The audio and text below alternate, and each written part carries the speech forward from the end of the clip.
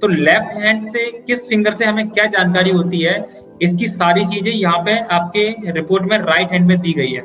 जैसे थंब से हमें जानकारी होगी कि आप लोगों को कितना अच्छा समझते हो, आपका इंटरपर्सनल एबिलिटी कैसी है, लोगों की फीलिंग को आप कैसा समझते हो।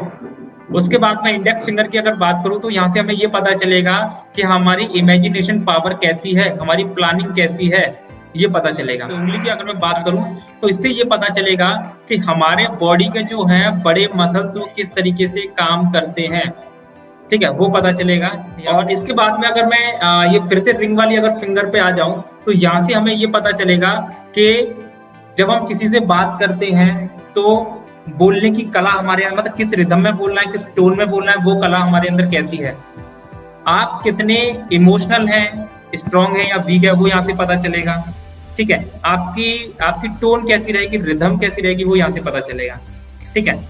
अगर मैं बात करूं फिर लास्ट वाली जो हमारी छोटी फिंगर है सबसे, उससे ये पता चलेगा कि आपकी ड्राइंग कैसी रहेगी, आपकी पेंटिंग कैसी रहेगी, और आपकी देखने की क्षमता आपकी कैसी है, आपकी देखने की क्षमता कैसी है ना। तो हमारी ये 10 उंगली और 10 उंगली का हमें कहाँ से पता चलता है, पेज नंबर हमारे रिपोर्ट में जो 10 पेज नंबर है यहाँ से हमें पता चलता है, ठीक है। उसके आधार पर जो है हम बच्चे को, स्टूडेंट को या पेरेंट्स को, किसी को भी एक प्रॉपर एक अच्छा गाइडेंस हम लोग प्रोवाइड करेंगे, ठीक है। इसके नीचे थोड़ा सा मैं आऊंगा तो आपको ये दिख रहा होगा, एक नंबर आपको दिख रहा होगा, total fingers rich count. Total fingers rich count आपको ये दिख रहा है। अब ये 219 है, ठीक है। अब जिस बच्चे की ये रिपोर्ट है ना, बच्ची है 219। अब 219 आपका किस कैटेगरी में आता है, तो एक बार देखिएगा, अगर 60 से कम आता है तो उसके अंदर कोई पोटेंशियल है ही नहीं, मतलब उसको बार बार समझाना पड़ेगा, है ना। और 61 से 100 के बीच में आता है तो लो पोटेंशियल, 101 से 140 के बीच में आता है तो एवरेज पोटेंशियल उसके अंदर, और 141 से 1 से 80 के बीच में आता है, 180 के बीच में तो अच्छा पोटेंशियल है, और 181 से 200 के बीच में आता है तो बहुत अच्छा पोटेंशियल है, और 201 से 220 तक अगर आता है तो वो एक्सीलेंट पोटेंशियल है। तो जिस बच्ची की ये रिपोर्ट है, नो डाउट कि वो बहुत ज्यादा सुपर इंटेलिजेंट है, हर क्षेत्र में उसकी परफॉर्मेंस बहुत जबरदस्त होगी, ठीक है। अगर मान के चलो परफॉर्मेंस अगर जबरदस्त अगर किसी बच्चे की नहीं है, जैसे बहुत सारे बच्चे ऐसे भी होते हैं उनके अंदर पोटेंशियल बहुत ज्यादा है लेकिन उनको पता नहीं होता कि उनको लाइफ में करना क्या है, तो वहां पे हम उनको एक प्रॉपर गाइडेंस देंगे, ठीक है, यही हमारा काम है। तो रिपोर्ट का ये वाला पेज मैंने आपको बताया। अब थोड़ा सा आगे चलते हैं, आगे वाले पेज पे चलते हैं। तो धीरे धीरे बॉडी के सारे पार्ट्स जो है डेवलप होते हैं। तो 13 हफ्तों से जो 21 हफ्ते का जो टाइम पीरियड होता है, 13 हफ्तों से 21 हफ्ते का जो टाइम पीरियड होता है, उस बीच में बच्चे के जो फिंगरप्रिंट डिजाइन होते हैं और उसी बीच में बच्चों का ब्रेन भी डिजाइन होता है। ये दोनों चीज जो है ना साथ ही साथ में होती है, ठीक है। आप देखेंगे कई सारे ऐसे बच्चे अमेरिका के अंदर कुछ साल पहले पैदा हुए थे जिनके प्रॉपर ब्रेन नहीं थे, उनके ब्रेन ना आधे थे, आधे अधूरे ब्रेन थे, तो उनके ना फिंगरप्रिंट्स भी प्रॉपर नहीं थे, है ना।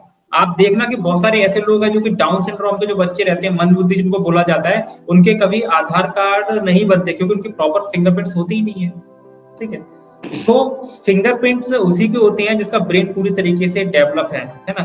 कुछ ही एक्सीडेंटल लोग होते हैं जिनका ब्रेन भी अच्छे से डेवलप है, उनके प्रॉपर फिंगरप्रिंट्स नहीं है। तो फिंगरप्रिंट्स जो डिजाइन होते हैं, एक तो जो माता पिता के जो जीन्स होते हैं उसके आधार पे, वो किस तरीके से खाना खा रहे हैं न्यूट्रिशन के आधार पे, और जो भी उनका ब्लड प्रेशर है उसके आधार पे, है ना। उनके दिमाग में उस टाइम पे कैसे ख्याल आता है, वो क्या देख रहे हैं, क्या चीजें कर रहे हैं, उसके माध्यम से जो है ना आपके फिंगरप्रिंट डिजाइन होते हैं। और फिंगरप्रिंट और ब्रेन का डेवलपमेंट साथ ही साथ में होता है।